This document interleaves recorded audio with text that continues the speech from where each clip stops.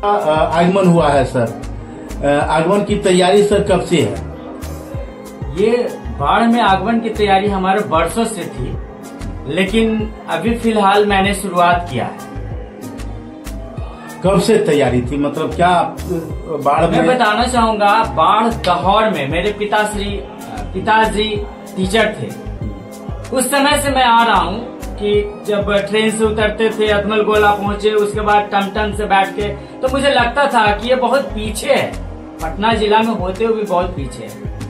उस समय से मुझे लगता था कि नहीं, बाढ़ एक अच्छा क्षेत्र है, अच्छा जगह है, इसको पटना नजदीक होते हुए भी इसका विकास नहीं हो पा रहा है। क्या लगता है कि 2025 चुनाव में आपका क्या रोल है? जी हाँ, मैं अगर बाढ़ में 2025 में आता हूँ और आने के बाद यहाँ के लिए अगर मैं कुछ कर पाऊंगा, तो सबसे पहले मैं बाढ़ को जिला घोषित करवाने का कोशिश करूंगा। ये मेरा पहला उद्देश्य है। 2025 में आप चुनावी मैदान में आ सकते हैं? जी हाँ, आएंगे बिल्कुल। पार्टी से आएंगे या निर्दलीय? पार्टी से आएंगे, हम कभी बागी नहीं होंगे, सिपाही बन के खड़ा रहेंगे। बाढ़ की किन समस्याओं के ऊपर आप विशेष फोकस करेंगे सर?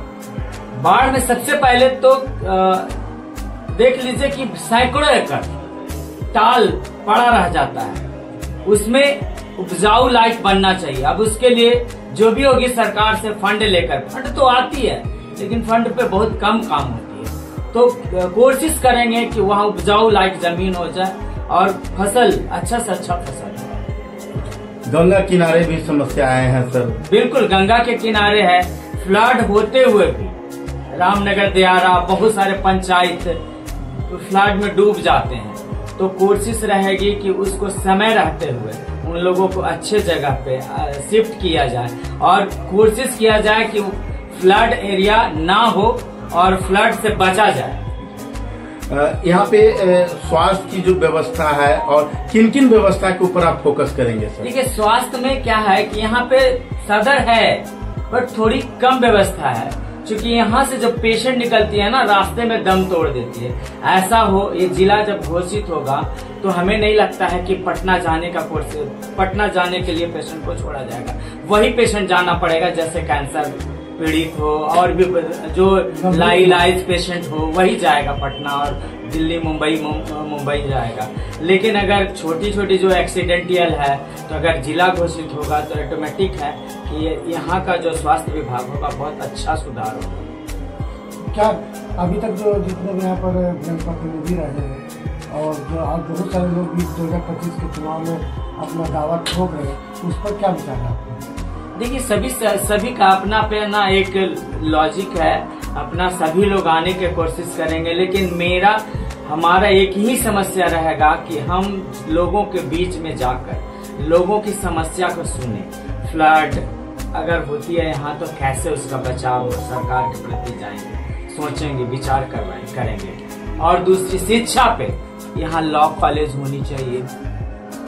और ये बाढ़ जो है एक ऐसा जगह है, कभी बंदरगाह रहा करता था, व्यापार का केंद्र रहा करता था, आज तो कुछ भी नहीं है। ये सब लाने का कोशिश करेंगे, क्योंकि गंगा से जुड़ा हुआ, पहले गंगा ही एकमात्र साधन था, रास्ता था जहाँ व्यापार होती थी और वो खुशहाल जगह है।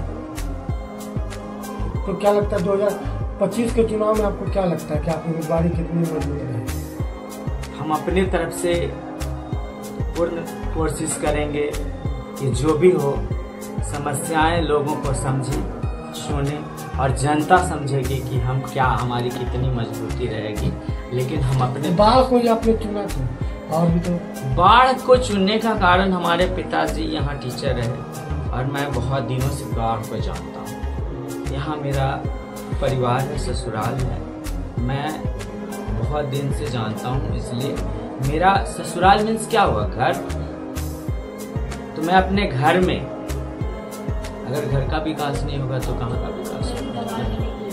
पटना में रहता हूँ, पटना में तो व्यवस्था है, सभी कुछ है, 12 बजे रात में, 13 बजे रात में जाइए, कोई दिक्कत नहीं। मैं बताना चाहूँगा कि आज से 20 साल 25 साल पहले जाइए, बिहारी एक क्षेत्र है जगह, वहाँ हमारी फुआ के शादी है 4। जब वहाँ जाने के लिए शाम के बाद कोई भी साधन नहीं रहा करता, तो मुझे लगा मैं इस जगह को बहुत दिनों से बाकी।